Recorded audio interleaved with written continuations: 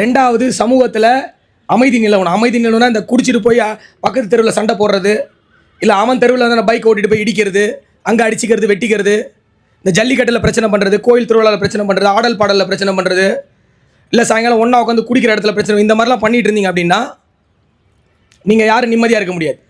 உங்கள் குடும்பத்தில் இருக்கவும் நிம்மதியாக இருக்க முடியாது. பார்த்துக்கோங்க. இங்கே மொத்தமாக ஒரு 300-400 பேர் இருக்கீங்க, அவ்வளோதான். திருச்சி மாவட்டத்தோட தொகை பார்த்தீங்கன்னா ஜனத்தொகைன்னு பார்த்தீங்கன்னா 30 லட்சத்தை தொடுது. நீங்கள் 300 இப்போ உங்கள் 300, 350, 400 பேர்னால 30 லட்சம் மக்கள் வந்து நிம்மதியாக இருக்க முடியாமல் இருக்க முடியாது. நீங்கள் 300ங்கிறது ஒரு நம்பரே கிடையாது. ஜெயிலில் போனால் ஜெயில் வாழ்க்கை ஃபுல்லாக போயிடும். ஸோ திருந்தி ஒழுங்காக உழைச்சி ஒழுங்காக ஒரு நல்ல வேலைக்கு போய் கெட்ட பழக்கங்கள் இல்லாமல் கெட்டவர்களோட சேர்க்கை இல்லாமல் வாழ்ந்தீங்கன்னா அது உங்களுக்கு நல்லது, உங்கள் குடும்பத்துக்கு நல்லது. எத்தனை பேருக்கு கல்யாணம் ஆயிருக்கு, குழந்தை இருக்குது, கை தூக்குங்க. பெரும்பாலானவங்க எல்லாருக்குமே கல்யாணம் ஆயிருக்கு, குழந்தை இருக்குது. அது ஞாபகம் வச்சுக்கோங்க. உங்களை நம்பி ஒரு பொம்பளை கல்யாணம் பண்ணியிருக்காங்கன்னா அந்த பொம்பளையை வந்து ஒழுக்கமாக வச்சு வாழ வேண்டியது உங்கள் பொறுப்பு. உங்களை நம்பி 2 குழந்தை பெற்றிருக்கீங்கன்னா அந்த குழந்தையோட வாழ்க்கை உங்களுது. நீங்கள் ரவுடியாக பொறுக்கியாக உங்கள் வாழ்க்கையை இழந்தீங்கன்னா உங்கள் குழந்தையும் அவங்க வாழ்க்கையை இழக்க வேண்டியிருக்கும்.